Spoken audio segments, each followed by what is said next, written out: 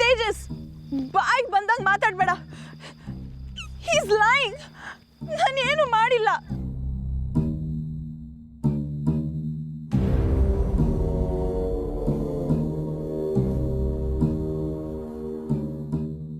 Stop it Anika. ಈಗ ನಿನ್ನ ಮಾತು ಕೇಳಲೇಬೇಕು ಅನ್ನೋ ಅವಶ್ಯಕತೆ ಏನಿಲ್ಲ. ಈಗ ನೀನು ಕೊಟ್ಟಂಥ ಟೈಮ್ ಮೀರೋಯ್ತು. ನೀನೇನೇನು ಮಾಡಿದೆ ಅಂತ ಎಲ್ಲಾನು ಹೇಳ್ತೀನಿ.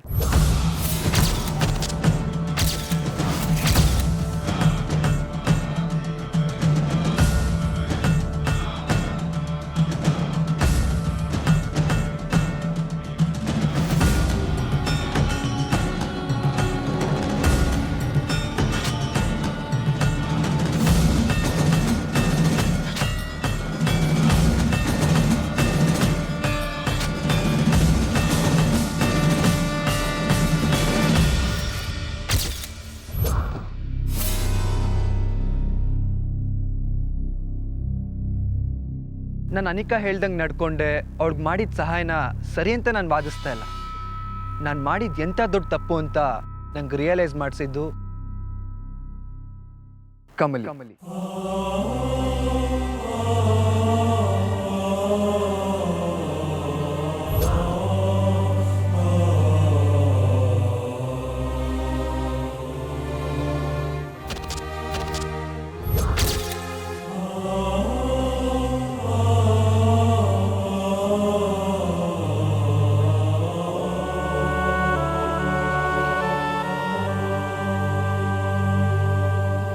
ಒಬ್ರು ಲೈಫ್ನ ಹಾಳು ಮಾಡಿ ಬದುಕಬೇಕು ಅನ್ನೋದು ಎಂಥ ದೊಡ್ಡ ಅಪರಾಧ ಅಂತ ನಂಗೆ ರಿಯಲೈಸ್ ಮಾಡಿಸಿದ್ಲು. ಹೌದು, ನನಗೆ ರಚನಾ ಸಿಗಬೇಕು ಅನ್ನೋ ಕಾರಣಕ್ಕೆ ಈ ಕೆಲಸ ಮಾಡಿದೆ. ಅದ್ರ ನಂತರ ನಂಗೆ ದುಡ್ಡಿನ ಅವಶ್ಯಕತೆ ತುಂಬಾ ಇತ್ತು. ಈ ವಿಡಿಯೋ ಮಾಡಿಕೊಟ್ರೆ 5 ಲಕ್ಷ ಕೊಡೋದಾಗಿ ಅನಿಕಾ ನನಗೆ ಮಾತು ಕೊಟ್ಟಿದ್ಲು.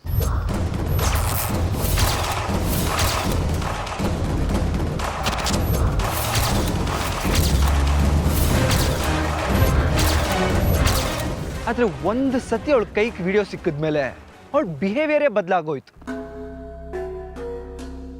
5 ಲಕ್ಷ ಅನ್ನೋದು ಅನಿಕಾಗೆ ದೊಡ್ಡ ಅಮೌಂಟ್ ಏನಲ್ಲ, ಆದರೆ ನನಗೆ, ನನ್ನ ಫ್ಯಾಮಿಲಿಗೆ ತುಂಬಾ ದೊಡ್ಡ ಅಮೌಂಟ್. ನಮ್ಮ ಅಕ್ಕನ ಲೈಫ್ ಬದಲಾಯಿಸೋ ಮೊತ್ತ ಅದು. ನಮ್ಮ ಭಾವಂಗೆ ದುಡ್ಡು ಕೊಟ್ಟಿಲ್ಲ ಅಂತ ಗರ್ಭಿಣಿ ಅಕ್ಕನ್ನ ಮನೇಲೇ ಬಿಟ್ಟು ಹೊಟ್ಟೋದ್ರು. ನಾನು ಎಷ್ಟೇ ಕಾಡಿ ಬೇಡಿದ್ರೂ ಅನಿಕಾ ನನ್ನ ಸಹಾಯಕ್ಕೆ ಬರಲೇ ಇಲ್ಲ. ಎಲ್ಲ ಮುಗ್ದೋಯ್ತು ಅಂತ ಡಿಪ್ರೆಷನಲ್ಲಿ ಕೂತಿದ್ದಾಗ ನಮ್ಮ ಭಾವನೆ ನಮ್ಮ ಅಕ್ಕನ್ನ ಮತ್ತದೇ ಗೌರವದಿಂದ ವಾಪಸ್ ಮನೆಗೆ ಕರ್ಕೊಂಡೋದು. ಇದಕ್ಕೆಲ್ಲ ಕಾರಣ ಕಮಲಿ.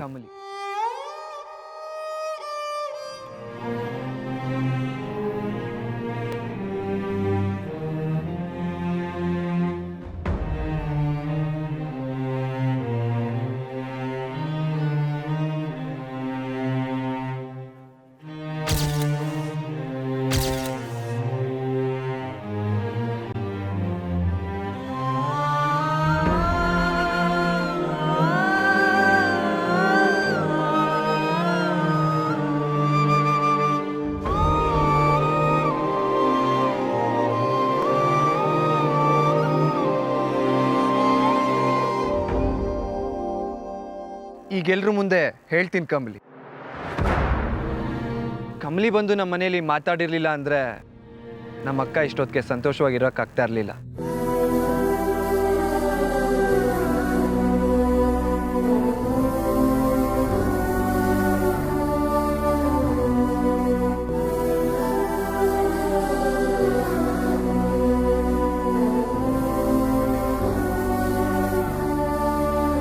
Thank you Kamali. ಈಗ ಐಸ್ಯ ಯಾಕೆ ತೇಜಸ್ ಬಿಡು? ಅಯ್ಯೋ ಯಾಕೆ ಬಿಡ್ಬೇಕು? ಅದನ್ನು ಹೇಳ್ಬೇಕು. ತೇಜಸ್ ಮಾಡಿ ತೆಪ್ ಕೆಲ್ಸನೇ ಆದ್ರೂ ಅವ್ನ ಅನಿಕಾ ನಂಬ್ಕೊಂಡು ಅದನ್ನ ಮಾಡ್ದ. ಆದ್ರೆ ಅವನು ಕಷ್ಟ ಅಂದಾಗ ಅನಿಕಾ ಅವನ್ ಸಹಾಯಕ್ ಆನೇ ಇಲ್ಲ. ಅವಾಗ ನೀನ್ ಅವನಿಗೆ ನೆರವಾಗಿದ್ ಕಮಲಿ.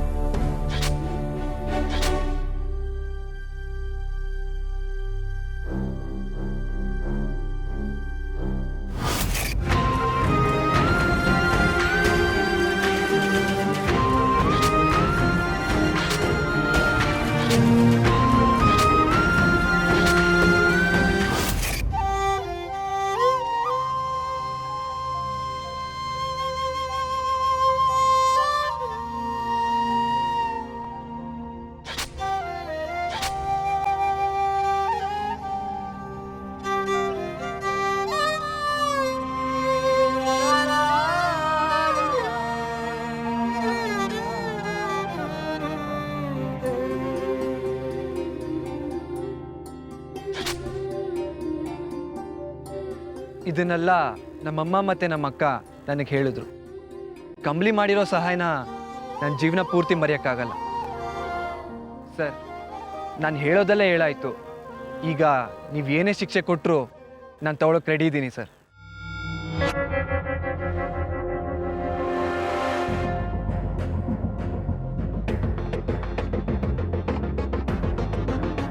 ತೇಜಸ್, ನೀನೇನೇ ತಪ್ಪು ಮಾಡಿದರೂ ಅದನ್ನು ಒಪ್ಕೊಂಡಿದ್ದೆ, ಪಶ್ಚಾತ್ತಾಪನೂ ಆಗಿದೆ. ಇನ್ನು ಯಾವತ್ತೂ ನೀನು ಇಂಥ ತಪ್ಪಲ್ಲಿ ಇನ್ವಾಲ್ವ್ ಆಗೋದಿಲ್ಲ ಅನ್ನೋ ನಂಬಿಕೆ ನನಗಿದೆ. Thank you. ನೀನು ಹೊರಡಪ್ಪ, ನಾವು ಮಾತಾಡೋದು ಇನ್ನೂ ಬಾಕಿ ಇದೆ.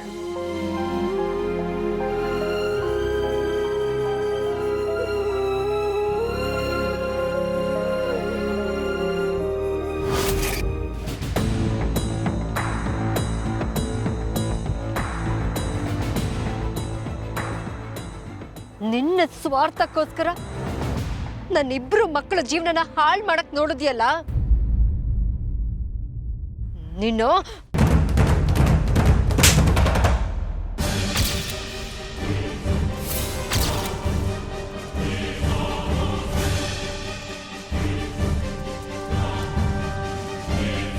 ನಿನ್ ಮೇಲೆ ನಾನು ಎಷ್ಟು ಭರವಸೆ ಇಟ್ಟಿದ್ದೆ ಗೊತ್ತಾ?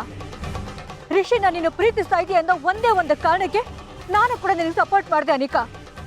ಆದ್ರೆ ನೀನು ಎಂತ ಕೆಲಸ ಮಾಡ್ಬಿಟ್ಟೆ ನೋಡಿದ್ಯಾ?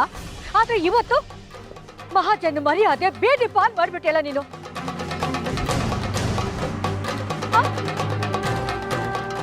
ಅನ್ಪೂರ್ಣಮ್ಮನ ದೊಡ್ಡ ಮೊಮ್ಮಗಳು ಇಂಥ ಕೆಲಸ ಮಾಡಿದಾಳೆ ಅಂತ ಗೊತ್ತಾದ್ರೆ ಛೇ ಛೇ ಛೇ ಛೇ, ಅನ್ಪೂರ್ಣಮ್ಮನ ಮರ್ಯಾದೆಗೆ ಎಷ್ಟು ಕಳಂಕ ಬರುತ್ತೆ. ನಾವು ಬೆಳೆಸೋದ್ರಲ್ಲಿ ಏನ್ ತಪ್ಪು ಮಾಡ್ದೋ? ನೀನ್ ಯಾಕೆ ಹೀಗಾದೆ? ನಿಜವಾಗ್ಲೂ ನಮಗಂತೂ ಗೊತ್ತಾಗ್ತಿಲ್ಲ.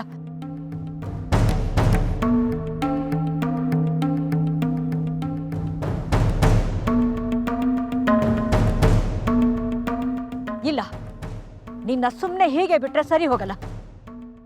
ಬಾ, ನಿನಗೆ ಮಾಡ್ತೀನಿ.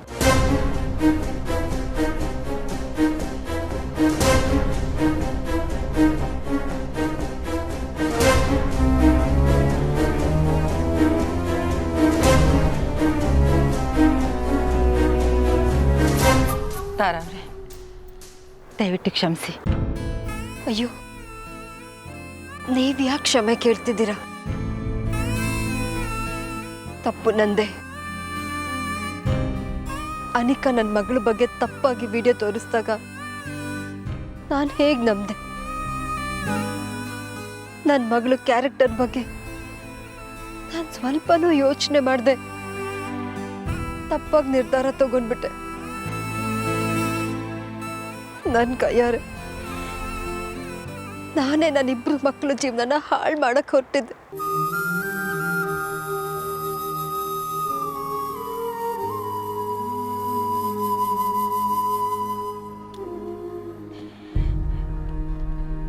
ತಾರಾ,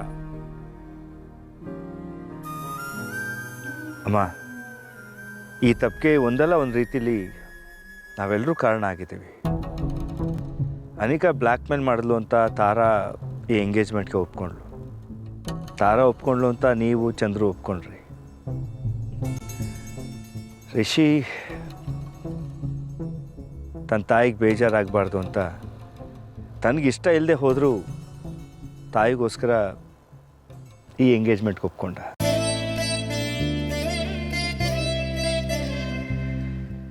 ಒಟ್ಟಾರೆ ನಾವು ಯಾರೂ ಒಬ್ರಿಗೊಬ್ರು ಪ್ರಶ್ನೆ ಮಾಡ್ಕೊಳ್ಳೋಕ್ಕಾಗದೆ ನಮ್ಮನ್ನು ನಾವೇ ಕಬ್ಬಿಣದ ಸರಪಳಿಯಲ್ಲಿ ಸುತ್ತಕೊಂಡು ಸಿಕ್ಕಾಕೊಂಡಿದ್ವಿ. ಅಟ್ ಲಾಸ್ಟ್ ನಮ್ಮನ್ನು ಆ ಸರಪಳಿಯಿಂದ ಬಿಡಿಸಿ ಈ ಸಮಸ್ಯೆಗೆ ಒಂದು ಪರಿಹಾರ ಕೊಟ್ಟಿದ್ದು ನಮ್ಮ ಕಮಲಿ.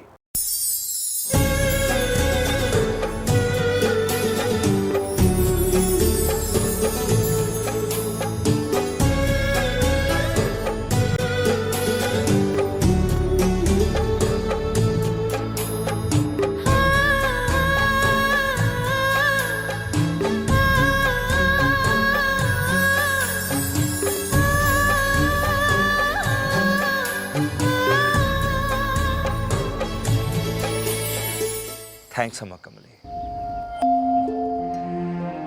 ನೀನು ಹಳ್ಳಿ ಹುಡುಗಿನೇ ಆದರೂ ಎಂಥ ಸವಾಲನ್ನು ಬೇಕಾದರೂ ಎದುರಿಸ್ತೀಯ.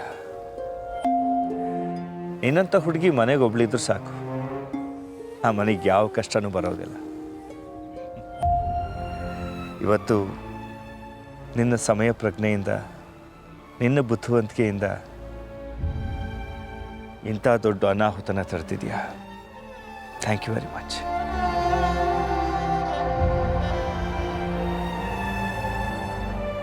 ಕಮಲಿ, ನಿನಗೆ ಹೇಗೆ ಥ್ಯಾಂಕ್ಸ್ ಅಂತ ಹೇಳಿ ಅಂತ ನನಗೆ ಗೊತ್ತಾಗ್ತಾ ಇಲ್ಲ ಅಮ್ಮ.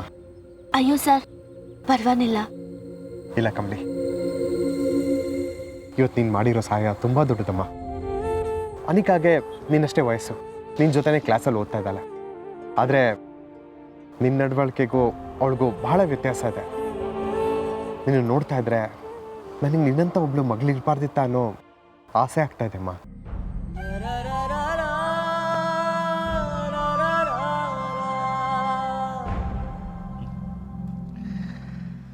ಓಕೆ ಚಂದ್ರು, ಬರ್ತೀನಮ್ಮ. ತಾರಾ,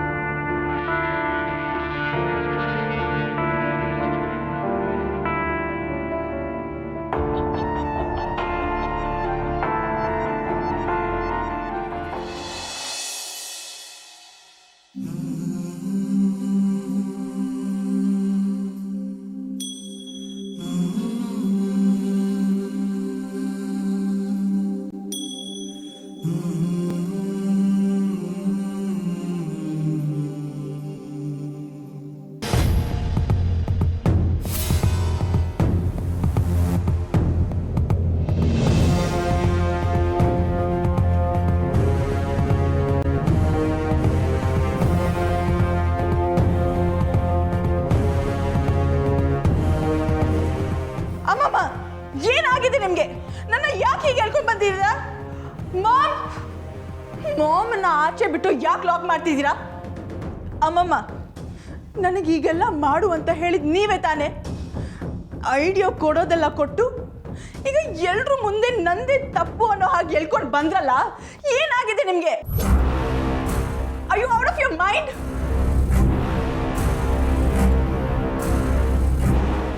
ಹೋಯ್ತು, ಎಲ್ಲ ಹೋಯ್ತು. ಅನ್ಕೊಂಡಿದ್ದು ಯಾವುದೂ ಆಗಿಲ್ಲ. ರಿಷಿ ನನ್ನ ಕೈ ಬಿಟ್ಟು ಹೋದ. ಶಿಟ್, ಈಗ ಎಲ್ರೂ ಕಣ್ಮುಂದೆ ನಾನು ಕೆಟ್ಟವಳ ಕಾಣ್ತೀನಿ.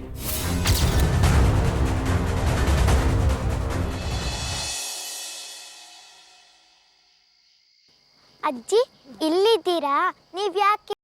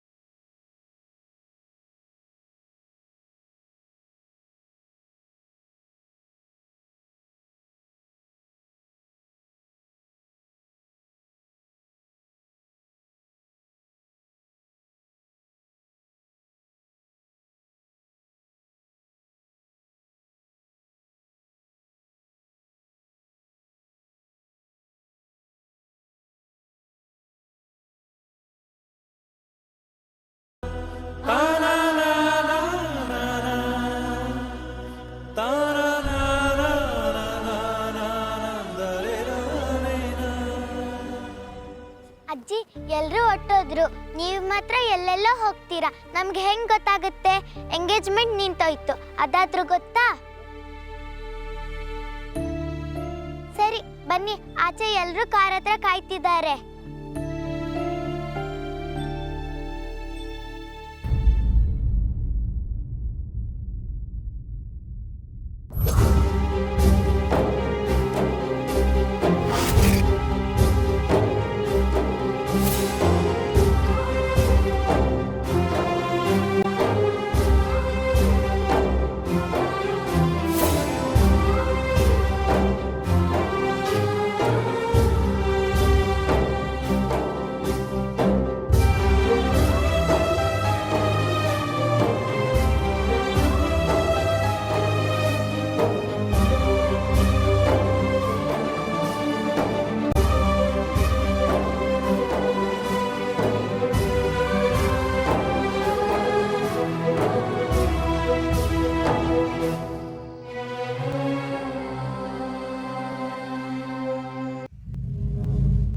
ಯಾಕೇನು ಮಾತಾಡದೆ ನಿಂತ್ಬಿಟ್ರಿ?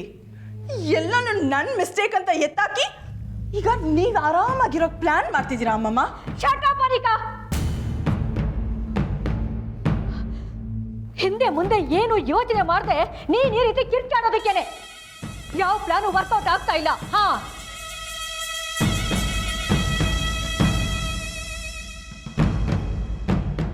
ಬೇಬಿ, ಎಲ್ಲ ತಪ್ಪನ್ನು ನಿನ್ನ ತಲೆ ಮೇಲೆ ಎತ್ತ ಹಾಕಿ ಓಡ್ ಹೋಗೋದಕ್ಕೆ ಈ ನಿನ್ನ ಅಮ್ಮಮ್ಮ ಹೇಳಿ ಅಲ್ಲ ಬೇಬಿ. ಈಗ ಎಲ್ಲರ ಮುಂದೆ ನಿನ್ನ ಕೈ ಹಿಡ್ಕೊಂಡು ನಾನು ಎಳ್ಕೊಂಡು ಬಂದಿದ್ದೀನಿ ಅಂದರೆ ಅದಕ್ಕೊಂದು ಕಾರಣ ಇದೆ.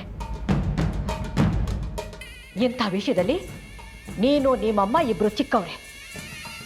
ಯಾವುದನ್ನ ಯಾವ ವಿಷಯನ ಎಷ್ಟು ಮಟ್ಟಿಗೆ ಹ್ಯಾಂಡಲ್ ಮಾಡಬೇಕು ಅನ್ನೋ ಕೆಪಾಸಿಟಿ ನಿಮ್ಮಿಬ್ಬರಿಗೂ ಇಲ್ಲ. ನಿಮ್ಮಿಬ್ಬರನ್ನೂ ಒಂದು ರೂಮಲ್ಲಿ ಬಿಟ್ಟರೆ ಲಬೋ ಲಬೋ ಅಂತ ಬಾಯಿ ಬಡ್ಕೋತೀರಾ ಅಷ್ಟೇ. ಆದರೆ ನಿಮ್ಮಿಬ್ಬರಿಗೂ ಕನ್ವಿನ್ಸ್ ಮಾಡೋಕ್ಕೆ ನನಗೆ ಟೈಮ್ ಇಲ್ಲ ಅನಿಕಾ. ನೋಡು ಬೇಬಿ, ನಾನೇನಾದರೂ ಎಲ್ಲರ ಮುಂದೆ ನಿನ್ನ ಪರ ವಹಿಸ್ಕೊಂಡೇನಾದರೂ ಮಾತಾಡಿದಿದ್ರೆ ನೀನು, ನಾನು, ನಿಮ್ಮಮ್ಮ ಎಲ್ಲರೂ ಹಳ್ಳಕ್ಕೆ ಬೀಳಬೇಕಾಗಿತ್ತು. ಆದರೆ ಈಗ ನಾನು ಮಾಡಿದ ಕಾರ್ಯದಿಂದ ಏನಾಯ್ತು ಹೇಳು? ಪಾಪ ಹುಡುಗಿ ಇನ್ನೂ ಚಿಕ್ಕವಳು, ರಿಷಿನ ಪ್ರೀತಿಸಿ ಮದುವೆ ಮಾಡ್ಕೊಳ್ತಾ ಇರೋದಕ್ಕೆ ಹೀಗೆ ಮಾಡ್ತಾ ಇದ್ದಾಳೆ ಅಂತ ಎಲ್ಲರೂ ಅನ್ಕೋತಾರೆ. ಅದರಲ್ಲೂ ನಿಮ್ಮ ಅಜ್ಜಿ, ಆ ಅನ್ನಪೂರ್ಣ ನಿಮ್ಮ ಅಜ್ಜಿ ಇದ್ದಾಳಲ್ಲ, ಯಾವುದೇ ಕಾರಣಕ್ಕೂ ನಿನ್ನ ಬಗ್ಗೆ ಕೆಟ್ಟ ಅಭಿಪ್ರಾಯ ಅವಳ ಮನಸ್ಸಲ್ಲಿ ಬರಬಾರ್ದು ಬೇಬಿ. ಅದಕ್ಕೋಸ್ಕರ ಹೀಗೆ ಮಾಡಿದೆ.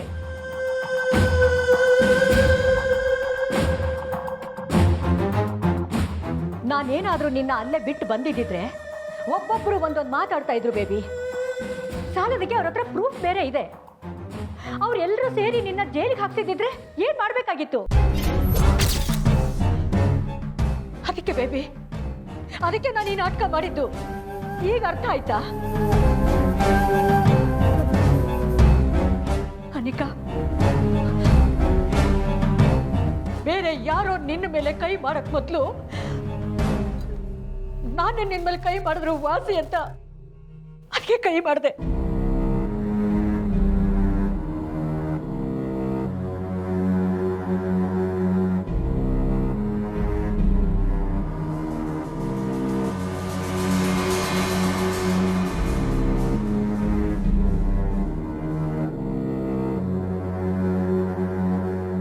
ಅಮ್ಮಮ್ಮ, ಹಾಗಾದ್ರೆ ನೆಕ್ಸ್ಟ್ ಏನು ಮಾಡೋದು?